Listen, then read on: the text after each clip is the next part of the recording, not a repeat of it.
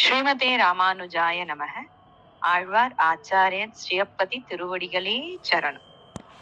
இன்னைக்கு நம்ம பகவானுடைய கல்யாண குணங்கள், எல்லா இடத்துலயுமே பார்த்தா கல்யாண குணங்கள் கல்யாண குணங்கள்னு சொல்ற. அந்த கல்யாண குணங்கள்னா என்ன அப்படின்றதையும், அது என்னென்ன குணங்கள், எதனால அதற்கு அந்த பேரு, அந்த குணங்கள் என்ன அப்படின்றதையும் பார்க்கலாம். வலவேள் உலகின் முதலாய வானோரிரையை அருவினையேன் கலவேள் வெண்ணை தொடு உண்ட கல்வாயன்பன் பின்னையும் தலவேள் முருவிற் பின்னைக்காய் வல்லான் ஆயர் தலைவனாய் இளவேரேழும் தழுவிய எந்தாயன்பன் நினைந்து நினைந்தேன். அதாவது பகவான் ஸ்ரீமன் நாராயணன், அவனுக்கு எண்ணிலடங்கா கல்யாண குணங்கள். அதாவது பகவானோட குணங்களை எண்ண முடியுமோ பார்த்தா முடியாது. அதே மாதிரி நம் தோஷங்களை எண்ண முடியுமோன்னு பார்த்தா முடியாது. அவனுக்கோ குணங்கள் ஜாஸ்தி, நமக்கோ தோஷங்கள் ஜாஸ்தி. அப்படியான அவனோட கல்யாண குணங்கள் என்னென்ன அப்படின்றத பார்க்கலாம். முதல்ல பரத்வம். அதாவது பார்த்தீங்கன்னா இவனே பரன். நம்ம பரநியாசம்ன்றத அனுஷ்டிக்கும் போது அதை தரக்கூடிய சக்தி படைத்தவன் இவனே. அனைத்துக்கும் மேன்மையானவன், எல்லாருக்கும் இருப்பிடமாக இருப்பவன் இவனே. அதனாலே இவன் பரன் அப்படின்னு சொல்றா. உனக்கு உள்ளிருந்தும் வெளியிருந்தும் நம்மை தாங்கி நம்மளை செயல்படுத்துபவன். அதனால் இவனே பரன், பரதத்துவம். இதுதான் முதல் கல்யாண குணம். அடுத்தது சௌலபியம். அதாவது எவ்வளவு பெரிய வைகுண்டத்துல இருந்து எல்லாருக்குள்ளயும் வெளியிலயும் இருந்து தாங்கி நம்ம அத்தனை பேருக்கும் சரீரமாக இருப்பவன் பகவான்.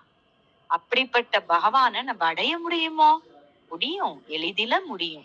நமக்காக விபவமா ராமனா கிருஷ்ணனா இங்க அவதரித்து அர்ச்சை தோறும் எழுந்தருளி நமக்காக வேண்டி எளிமையா இருக்கானே, பகவானோடைய எளிமையை கூறுறதுதான் சௌலபியம். இந்த சரணாகதி தத்துவம் இருக்கு இல்லையா, அத அத யார வச்சு செய்யலாம்னா இந்த ரெண்டு குணங்கள் வேணுமா, பரன் சௌலபியம்.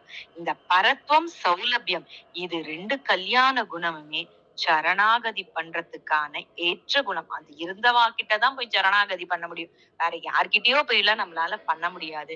இது ஸ்ரீமன் நாராயணனுக்கே உரியது. அடுத்தது சுவாதந்திரியம். அதாவது பாத்தீங்கன்னா இப்போ நம்மளோட புண்ணிய பாபங்கள்லாம் ஆராய்ந்து பார்த்து, பெருமாள் இத்தனை பாவம் பண்ணிருக்கே, இதுக்கு போய் நம்ம மோட்சம் கொடுக்கலாமான்னு யோசிப்பாராம். அதுக்கப்புறம் இவரை கேள்வி கேட்கவே ஆள் கிடையாது. சுவாதந்திரியம், முழுமையான சுதந்திரம் படைத்தவன். அதனால யாருக்கும் எதுவும் கொடுக்க சாமர்த்தியம் படைத்தவன். அதனால இவருக்கே இந்த சுவாதந்திரியம்ன்ற குணம் பொருந்தும். இவரே நாம் அடைய தகுந்தவர். கலியுகத்துல பாத்தீங்கன்னா இந்த குணம் ஒருத்தருக்கு இருக்குன்னு வச்சுக்கோங்களேன். நம்மள மாதிரி மனுஷருக்கு யாரையுமே நம்ம கேள்வி கேட்க வேண்டாம், நம்மள மிஞ்சி எதுவுமே கிடையாதுன்னா செருக்கு வந்துரும். ஆனால பகவானுக்கு இந்த குணத்தினால செருக்கெல்லாம் கிடையாது. நம்மளை ரட்சிக்கணும்ன்ற ஒரு கருணை தான் வந்துடுதான். அடுத்தது பாத்தீங்கன்னா வாத்சல்யம். நம்மோட குற்றத்தை பாராத தன்மை.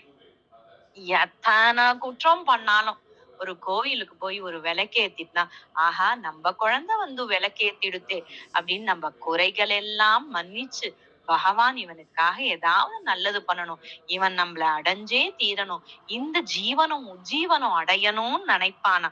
குற்றத்தை பாராத குணம், அதுவே வாத்சல்யம். அடுத்தது பார்த்தீங்கன்னா சுவாமித்வம்ன்ற குணம். சொத்தை உடையவன் சுவாமி. இந்த உபய விபூதி லீலா விபூதி ரெண்டுத்துக்குமே சொந்தக்காரன்.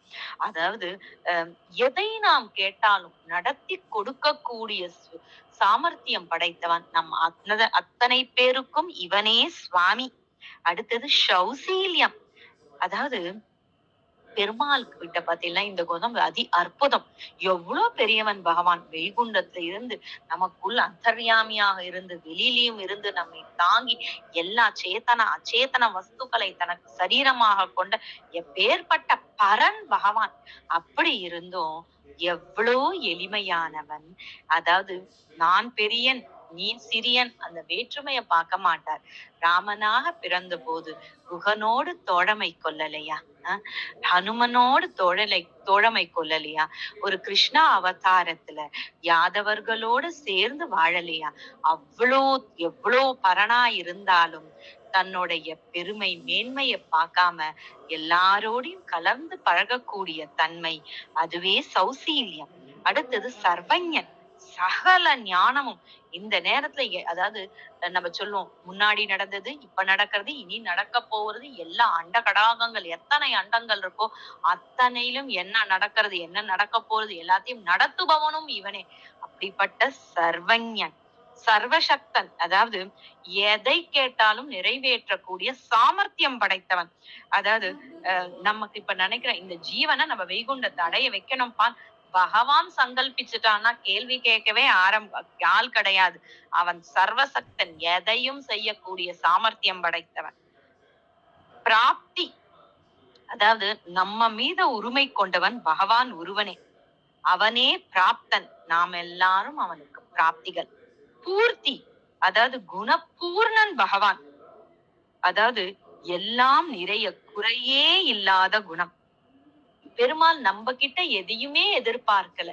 ஆனா பகவான் கிட்ட அனைத்தும் இருக்கு. எல்லா ஆனந்தங்கள் எல்லாமும் நிரம்ப பெற்றவன், பூர்ணத்துவம் உடையவன் பகவான். அகலகில்லேன் இறையுமென்று அலமேல் மங்கை உரை மார்பா, நிகரில் புகழாய் உலகமூன்றுடையாய் என்னை ஆழ்வானே, நிகரில் அமரர் முனிக்கணங்கள் விரும்பும் திருவேங்கடத்தானே, புகழொன்றில்லா அடியேன் உன் அடிக்கீழ் அமர்ந்து புகுந்தேனேன்ற அமதி. பகவானுடைய இத்தனை கல்யாண குணங்களை பார்த்தோம்னா மெய் மறந்து போயிடும். இது இல்லாம எண்ணிலடங்கா கல்யாண குணங்கள் அவருக்கு இருக்கு. இந்த குணங்களை வச்சு இத நினைச்சு நினைச்சு அவன் திருவடிய பணிஞ்சு நம்ம அத்தனை பேரும் உஜ்ஜீவனம் அடையணும்னு பிரார்த்திக்கிறேன். ஆழ்வார் ஆச்சாரியன் ஸ்ரீயப்பதி திருவடிகளே சரணம்.